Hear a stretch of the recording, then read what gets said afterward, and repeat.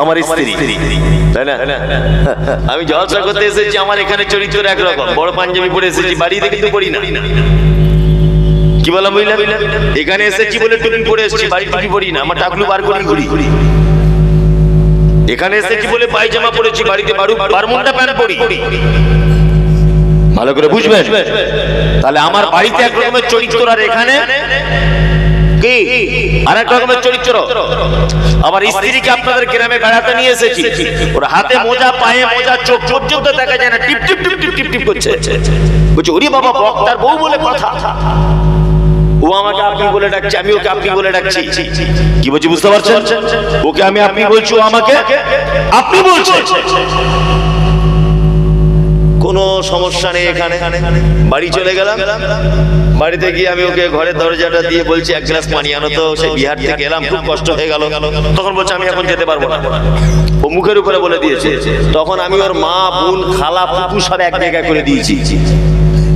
তার মানে বুঝতে পারা যাচ্ছে আমি ওকে বেড়াতে নিয়েছে, আমার এখানে এক রকমের চরিত্র, আর বাড়িতে কি আর এক রকমের চরিত্র।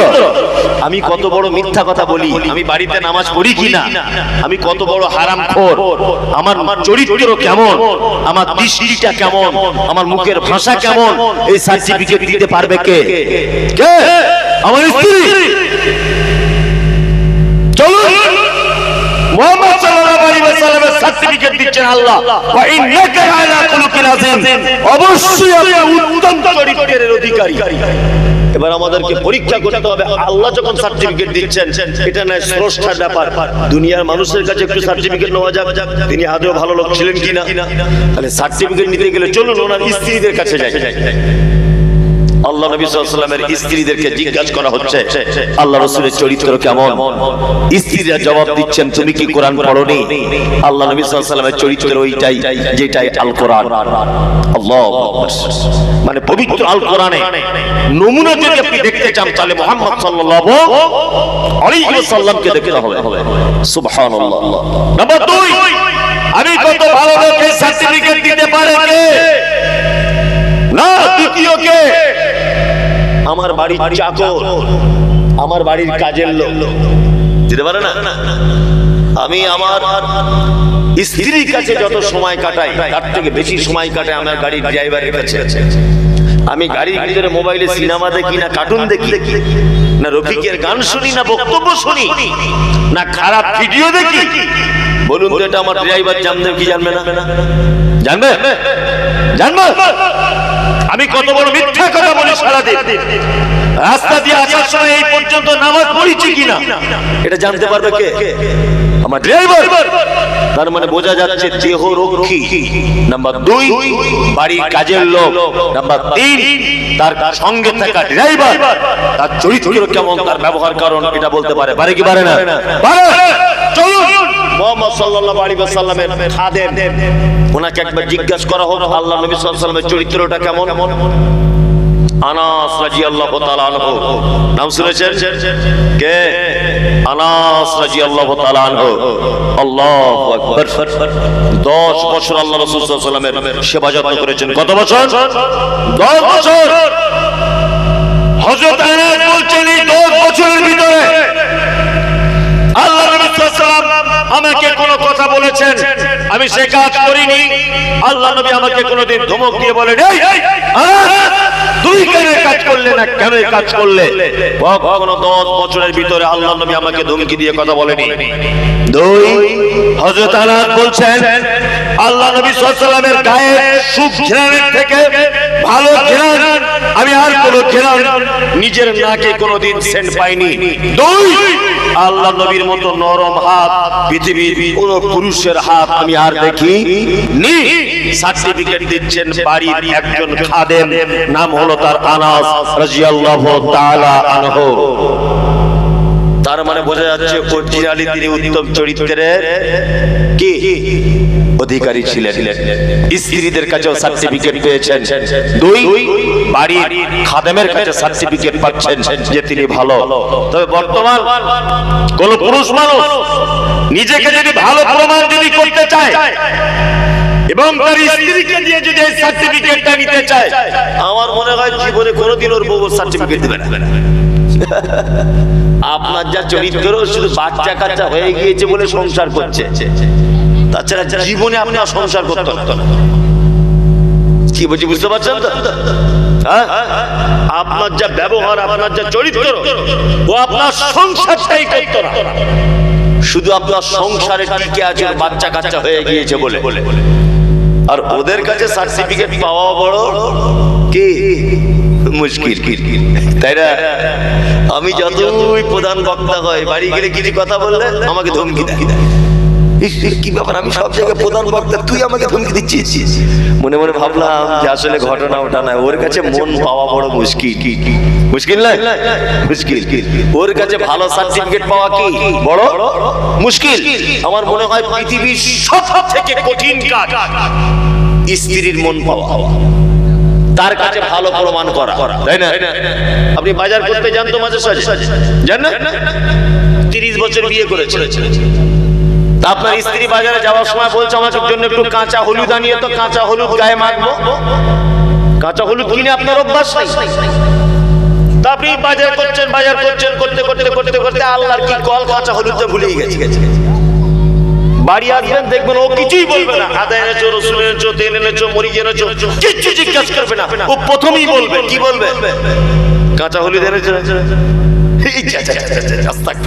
মনে ছিল না গো। ও তখন একটাই কথা বলবে, কবে মনে থাকে? 30 বছরই তো ভুলে যাচ্ছে।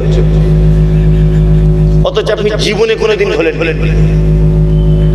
দেখবেন এটা আপনার স্ত্রীর কাছে ওর মন পাওয়া বড় কি মুশকিল। আসলে ও নিজেও কোনোদিন সোজা রাস্তায় হাঁটে না, নিজেও কোনোদিন সোজা রাস্তায় হাঁটে না, তারপর ওর মন পাবেন কি করে?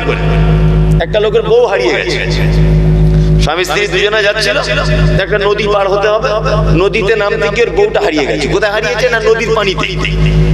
আর নদীর পানি এই আপনার বারহাড়ুয়ার দিকে যাচ্ছে, ধরে পানিটা বারহাড়ুয়ার দিকে ছুটছে নদীর পানি। আর ওই লোকটা খুঁজছে কোন দিকে? কলকাতার দিকে। তা আর একটা লোককে জিজ্ঞেস করছে, ভাই কি ব্যাপার, তুমি নদীর পাড়ে পাড়ে ঘুরছো? বলছে, ভাই আর দুঃখের কথা বলো না, স্বামী স্ত্রী দুজনে মেয়ের বাড়ি যাচ্ছিলাম, আমার বউ নদীতে পড়ে পানির স্রোতে কোন দিকে চলে গেল।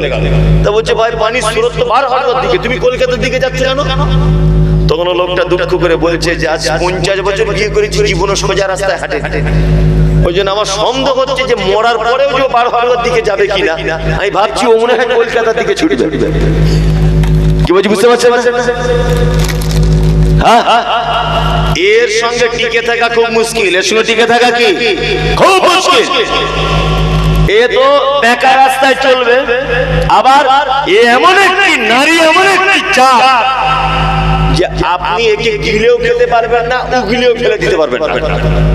আপনার স্ত্রীকে আপনি আজকে জিজ্ঞাসা করবেন, মানে একটা স্ত্রী তার স্বামীকে জিজ্ঞাসা করছে, আমি যদি মরে যাই তুমি কবে বিয়ে করবে?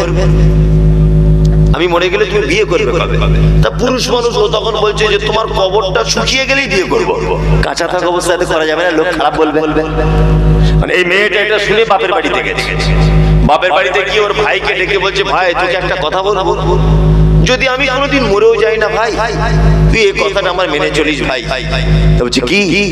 বলছে তুই প্রতিদিন আমার কবরের উপরে এক বালতি করে পানি দিয়েছিস। ভালো করে বুঝলি? তোর ভাই বলছে কেন রে বোন? বলছে না দিয়ে আসবি, আমি তাহলে একটু আরামে থাকবো, গরম হবে তবে তো। আর ভাই ওটা বুঝেছে, ওর বউটা মারা গেছে, সত্যি মারা গেছে কোনো কারণে। এখন স্বামী অপেক্ষা করছে, প্রতিদিন কবর দেখতে যাচ্ছে, কবে শুকোবে আর কবে বিয়ে করবো। কাঁচা থাকলে বিয়ে করলে লোক খারাপ বলবে, যে ধৈর্য আর থাকলো না রে বিয়ে করে বসে বললো। এখন 4-5 মাস ধরে কবরে যায় আর আসে, দেখে কবর আর শুকায় না। ও একদিন চালাকি করে দেখছে যে আমি একদিন লুকিয়ে থাকবো, যে টাটকা পানি পানি দেখি এখানে কি কেউ পানি ছিটিয়ে যায়।